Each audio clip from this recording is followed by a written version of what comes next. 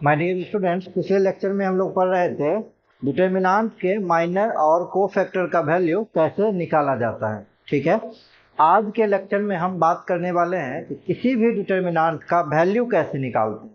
वैसे तो वैल्यू निकालने के लिए आप सिंपल टेक्निक जानते होंगे, लेकिन आज की क्लास में हम आपको ये बताएंगे कि डिटर्मिनेंट का वैल्यू चाहे तो आप किसी रो से या किसी कॉलम वाइज को पकड़ के आप उसको एक्सपेंड कर सकते हैं। इसी के बारे में आज के क्लास में हम डिस्कस करने वाले हैं, और जो भी इम्पोर्टेंट क्वेश्चन यहाँ से बन सकते हैं वो भी आपको हम आज की क्लास में बताने वाले हैं।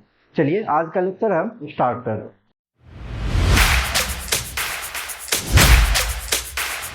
टॉपिक है आपका expansion of determinant along any row या एनी कॉलम। ठीक है, ये आपका टॉपिक है, किसी भी डिटर्मिनेंट का एक्सपेंशन करना किसी एक रो को पकड़ के या किसी एक कॉलम को लेके। जैसे मान लीजिए डिटर्मिनेंट आपके पास दिया हुआ है a11, a12, a13, a21, a22, a23, a31, a32, a33, ये एक डिटर्मिनेंट दिया हुआ है। तो अगर इसका आप एक्सपेंशन करते हैं ना along रो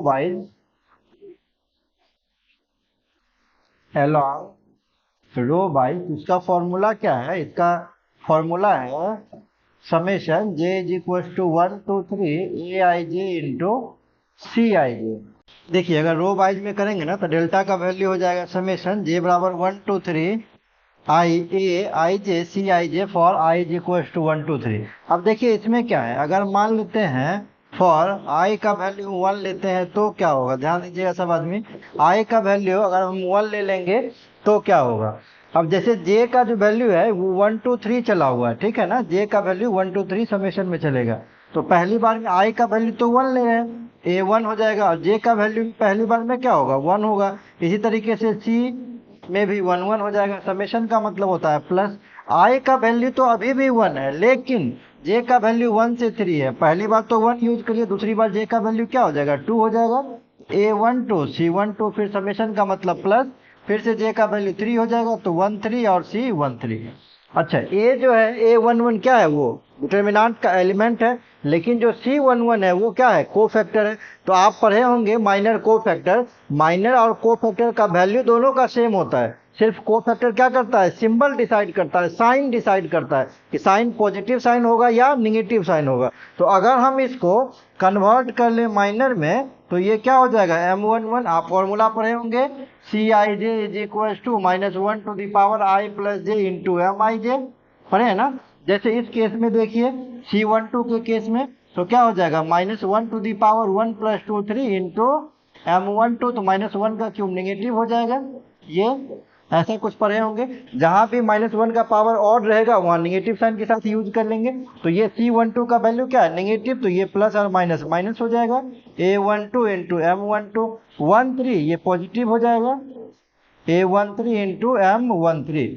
अब नेक्स्ट टाइम में क्या होगा, अगर हम i का वैल्यू अब 2 दे देते हैं, i का वैल्यू 2 के लिए डेल्टा इज इक्वल टू क्या हो जाएगा, ये हो जाएगा a21 c21 plus a22 c22 plus a23 c23 हो जाएगा। अगर इसको हम माइनर में कन्वर्ट करेंगे तो माइनस a21 m21, क्योंकि ये 21 है तो -1 का पावर 3 हो जाएगा, a22 m22 minus a23 m23 हो जाएगा।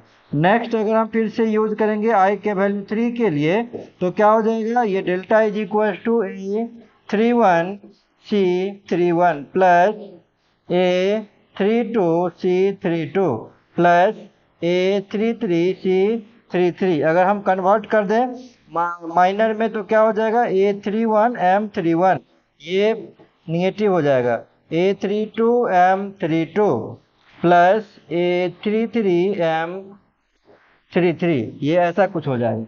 अगर मान लीजिए हम लोग कॉलम वाइज करते हैं along एनी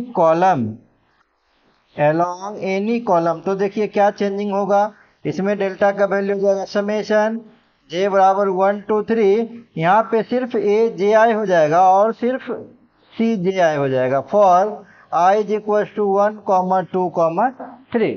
अब मान लेते हैं फिर से हम यहाँ से for I is equal to 1 के लिए देखते हैं। तो आई इज इक्वल टू 1 के लिए डेल्टा का वैल्यू कितना हो जाएगा, है ना, जे का वैल्यू 1 रखेंगे और आई का वैल्यू भी 1 रखेंगे। तो ये स्टिल A11 C11 प्लस अगली बार जे का वैल्यू 2 हो जाएगा तो ये हो जाएगा A21 C21, ये हो जाएगा A21 C21 प्लस फिर से जे का वैल्यू 3 होगा तो ये हो जाएगा A31 C31।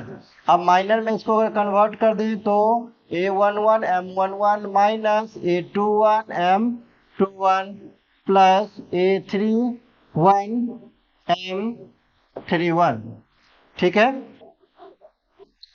और i इज इक्वल टू 2, आई बराबर 2 के लिए डेल्टा का वैल्यू कितना हो जाएगा, i का वैल्यू जब 2 देंगे तो j का वैल्यू तो अभी भी 1 से 3 चलेगा। तो पहली बार में हो जाएगा A12, ये हो जाएगा A12 C12 plus A22 C22 plus A32 C32। अगर इसको कन्वर्ट कर देंगे हम माइनर में तो minus A12 M12 plus A22 M22 minus A32 M32। Similarly i बराबर 3 के लिए भी हो जाएगा। i बराबर 3 के लिए delta is equal to 13 C13 plus A23 C23 plus A33 C33। अगर माइनर में आप कन्वर्ट कीजिएगा तो ये हो जाएगा A13 M13 minus A23 M23 plus A33 M33। अब देखिए एक एग्जांपल के हेल्प से आपको हम समझाएं तब आपको क्लियर समझ में आएगा। जैसे मान लीजिए 1 2 3 माइनस 4 5 0 1 माइनस 2 माइनस 1 ये दिया हुआ है, ठीक है। तो पहले बार में हम लोग क्या कर रहे हैं ना, पहले रो से इसका एक्सपेंशन करके हम बताते हैं। एक्चुअली ये जो पूरा थ्योरी है ये हम ये बताने की कोशिश कर रहे हैं कि डिटर्मिनेंट का वैल्यू चाहे तो आप किसी भी रो के अलोंग में एक्सपेंड कर दे, रो 1 रो 2 रो 3, या तो आप किसी भी कॉलम के अलोंग में एक्सपेंड कर दे, कॉलम 1 कॉलम 2 कॉलम 3, वैल्यू पे कभी भी कोई भी चेंजिंग नहीं आएगा, है ना। इसी को हम बताने की थ्योरेटिकल से कोशिश किए थे। अब हम एक क्वेश्चन के हेल्प से भी आपको ये दिखा देते हैं कि वैल्यू कभी भी चेंज नहीं करेगा। जैसे पहले रो के अलोंग में हम करते हैं, है ना, एक्सपेंशन लिख देते हैं, एक्सपेंशन अलोंग R1, ठीक है, रो 1 से कर रहे हैं। तो डेल्टा इज इक्वल टू क्या हो जाएगा, पहले बार में 1 बाहर निकलेगा, पहला रो पहला कॉलम खत्म कर देंगे, 5 0 माइनस 2 माइनस 1, फिर माइनस करके दूसरा निकलेगा क्योंकि 1 2 पोजीशन है तो माइनस माइनस प्लस हो जाएगा। अब ये और ये गायब हो जाएगा, 2 3 माइनस 2 माइनस 1, फिर से 1 करके बाहर निकालेंगे, ये दोनों खत्म हो जाएगा, 2 3 5 0, वैल्यू कितना हो जाएगा इसका, माइनस 5 माइनस 0, ये पहला हो गया, पहला हो जाएगा 4 into minus 2 minus minus plus हो जाएगा, ये 6 प्लस 1 इंटू 0 माइनस 15, तो ये वैल्यू हो गया माइनस 5, 6 में से 2 जाएगा तो प्लस 4, प्लस 4 4 जा 16 तो प्लस 16, और ये माइनस 5, तो ये हो गया 16 माइनस 20 माइनस 4। ये पहला रो के अलोंग में आप किए हैं तो होगा। अगर हम लोग एक्सपेंशन करें, एक्सपेंशन अलोंग C1 पहले कॉलम के अलोंग में, तो डेल्टा का वैल्यू कितना होगा, पहला कॉलम मतलब ये, तो पहले तो 1 बाहर निकलेगा, ये 1 1 पोजीशन, पहला रो पहला कॉलम एलिमिनेट कर देंगे तो ये हो जाएगा 5 0 माइनस 2 माइनस 1।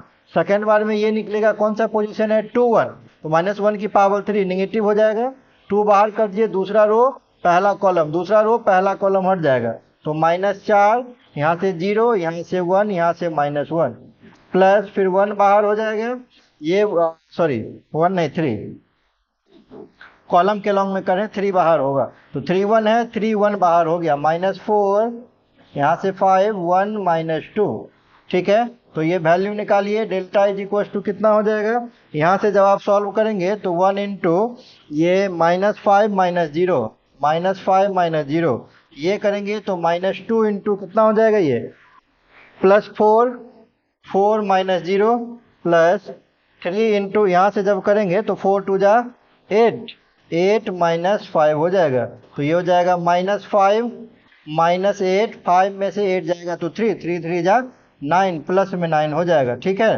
तो ये हो जाएगा 9 माइनस 13 तो -4। यहाँ पे देखिए अगर R1 के अलॉन्ग में निकाल ले तो ये -4 आ रहा था, और कॉलम 1 के अलॉन्ग में निकाल लें तो ये भी -4 आ रहा है। मतलब ये क्या दर्शा रहा है, ये यही बात दर्शा रहा है, चाहे तो आप रो के अलॉन्ग में कीजिए, किसी भी रो के अलॉन्ग में, चाहे तो आप किसी भी कॉलम के अलॉन्ग में, डिटर्मिनेंट का वैल्यू कभी भी चेंज नहीं होगा।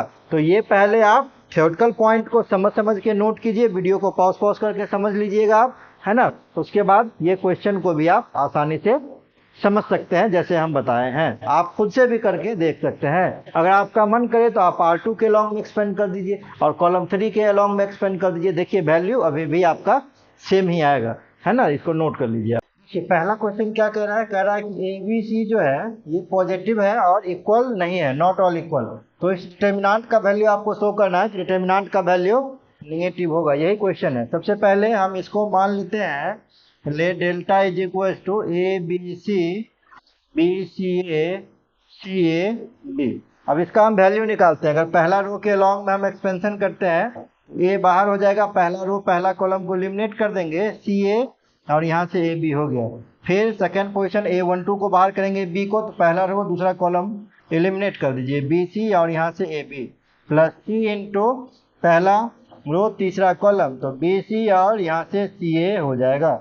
अब यहाँ से क्या वैल्यू आएगा, ये हो जाएगा BC minus A square minus B into B square minus AC plus C into AB minus C square. तो कितना हो जाएगा, ये हो जाएगा ABC minus A square minus AQ AQ BQ plus ABC plus ABC minus CQ। तो ये आपका हो गया 3ABC minus AQ minus BQ minus CQ। अब यहाँ से डायरेक्टली आप तो इसका वैल्यू पॉजिटिव या नेगेटिव नहीं बोल सकते हैं। 3ABC का वैल्यू डायरेक्टली आप कैसे बता दीजिएगा कि पॉजिटिव होगा कि नेगेटिव होगा, है ना, क्योंकि ये क्या है, वेरिएबल है, अननोन वेरिएबल है। तो इसके लिए कुछ और इस क्वेश्चन में आपको करना होगा। क्या करना होगा, देखिए यहाँ से हम देखते हैं। नाउ हम लोग क्या जानते हैं, हम लोग जानते हैं we know that arithmetic mean का जो वैल्यू होता है वो ज्योमेट्रिक मीन से बड़ा होता है। ठीक, तो अगर मान लीजिए कि मेरे पास 3 नंबर यहाँ दिया हुआ और कह रहा है कि इक्वल भी नहीं है, तो अगर तीनों का नंबर का, और नंबर पॉजिटिव नंबर है, तो अगर नंबर का क्यूब करेंगे किसी भी पॉजिटिव नंबर का, तो क्या होगा, वो भी एक पॉजिटिव नंबर होगा। ठीक, तो मान लेते हैं मेरे पास 3 नंबर दिया हुआ है, AQ BQ एंड CQ, भी 3 नंबर, ये 3 नंबर आप मान लीजिए। इसका AM करेंगे तो कितना हो जाएगा, AM में क्या करते हैं, तीनों को ऐड करके 3 से भागा दे देते हैं, एवरेज होता है ग्रेटर। और GM में क्या करते हैं, GM में तीनों नंबर को मल्टीप्लाई कर देंगे, AQ BQ CQ और होल टू द पावर 1/3 हो जाएगा ये। तो ये कितना हो जाएगा, ये हो जाएगा AQ plus BQ plus CQ greater than 3 को उस तरफ ले जाएंगे। अब देखिए ये तीनों का क्यूब है ना, इसको आप कुछ ऐसे भी लिख सकते हैं, है ना।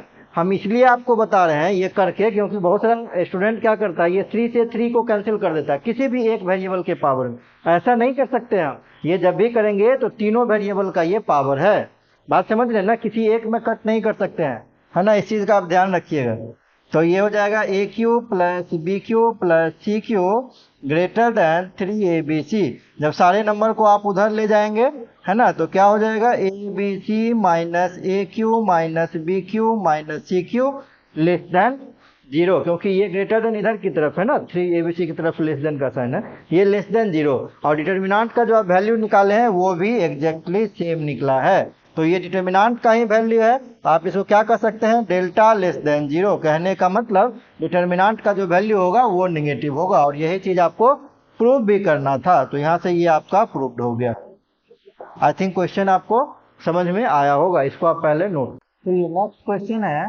नेक्स्ट क्वेश्चन में क्या कह रहा है, ये एक इक्वेशन दिया हुआ है। कौन सा इक्वेशन है, तो क्यूबिक इक्वेशन है, x³ plus AX square plus B is equal to 0। ये एक क्यूबिक इक्वेशन दिया हुआ है। इस इक्वेशन का रूट कितना है, 3 रूट है। कौन कौन सा रूट है, since alpha beta and gamma are the root of this equation. तो आप पढ़े होंगे summation of root and product of root, ठीक है।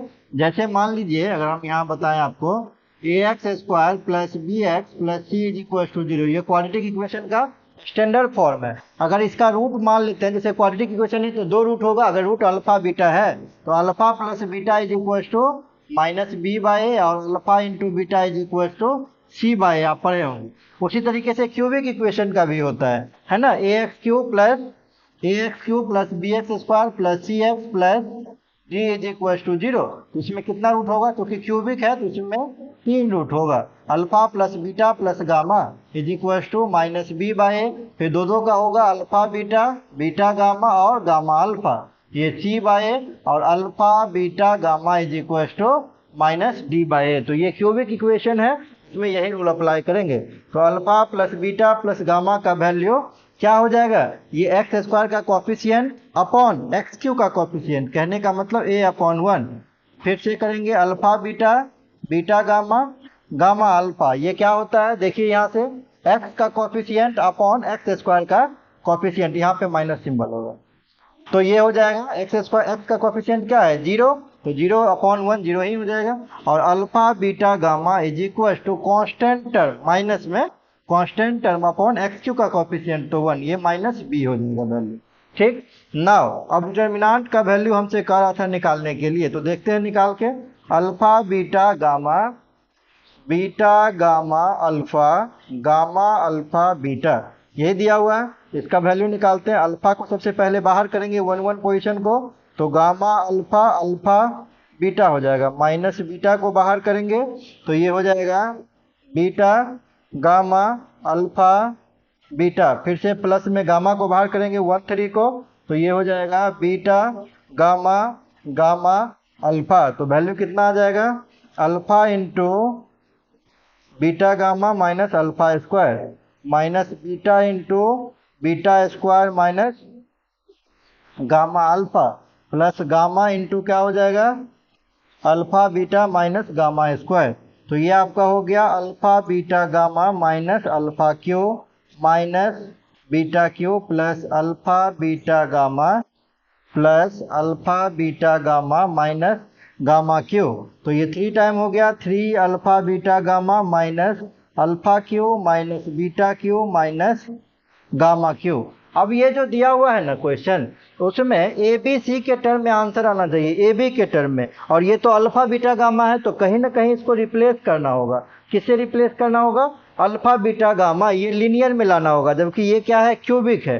तो इसको करने के लिए क्या करेंगे हम, ध्यान दीजिएगा, इसको करने के लिए सबसे पहले माइनस कॉमन ले लेते हैं। माइनस कॉमन ले लेंगे तो ये आ जाएगा alpha cube plus beta cube plus gamma cube minus 3 alpha beta gamma. अब ये फॉर्मूला है A cube plus B cube plus C cube minus 3 A B C. क्या लिखते हैं, A plus B plus C into A square plus B square plus C square minus A B minus B C minus C A. वही formula यहाँ पे हम use कर रहे हैं। तो माइनस ये हो जाएगा ए प्लस बी प्लस सी, मतलब alpha plus beta plus gamma into alpha square plus beta square plus gamma square minus alpha beta minus beta gamma minus gamma alpha. तो ये इसका तो वैल्यू डायरेक्ट आया हुआ है मेरे पास, alpha plus beta plus gamma का कितना है माइनस ए है, तो माइनस तो पहले से था माइनस ए। अब यहाँ से फिर क्या देख रहे हैं, ये क्वाड्रेटिक में आ गया, आपको किस में चाहिए, लीनियर में चाहिए, तो यहाँ से फिर एक फॉर्मूला इंप्लीमेंट कर देंगे। ये फॉर्मूला है alpha plus beta plus gamma का whole square minus 3 time alpha beta beta gamma plus gamma alpha. अगर इसको आप एक्सपेंड करेंगे a plus B plus C के होल स्क्वायर को, तो क्या होता है A square plus B square plus C square minus 2ab minus 2bc minus 2ca, और ये एक टाइम दिया हुआ है तो टोटल 3 टाइम्स हो जाएगा, वही 3 हम कॉमन ले लिए हैं, ठीक है। अब ये ऐसा क्यों किए, ऐसा लिनियर में इसलिए किए क्योंकि लिनियर में वैल्यू हमको पहले से पता है, इसलिए ऐसा करना पड़ा। ए time alpha plus beta plus gamma कितना है माइनस ए स्क्वायर हो जाएगा, और 3 into alpha beta plus beta gamma plus gamma alpha, ये 0 दिया हुआ है, ए इंटू ये कितना हो जाएगा ए स्क्वायर माइनस 0, तो वैल्यू आपका कितना आ जाएगा ए क्यू। तो डिटर्मिनेंट का वैल्यू आपका ए क्यू आ जाएगा। इस क्वेश्चन में कुछ खास बात नहीं है, 2 बस बात याद रखना है। एक तो अगर क्यूबिक इक्वेशन है तो इसके रूट में क्या रिलेशनशिप होता है, पहला इसको याद रखेंगे, दूसरा कुछ अलजेब्रा का फॉर्मूला है उसको आपको याद रखना पड़ेगा। अगर इतना आप याद रख लेते हैं तो क्वेश्चन ये कुछ दम नहीं था, आपसे इजीली सॉल्व हो जाता। सबसे पहले इस क्वेश्चन को आप अच्छे से नोट कर लीजिए, समझ के नोट कर लीजिए। और चलते चलते मेरा वीडियो अगर आपको अच्छा लग रहा है तो प्लीज़ चैनल को लाइक एंड सब्सक्राइब जरूर करके जाए। मिलते हैं नेक्स्ट लेक्चर में। Thank you.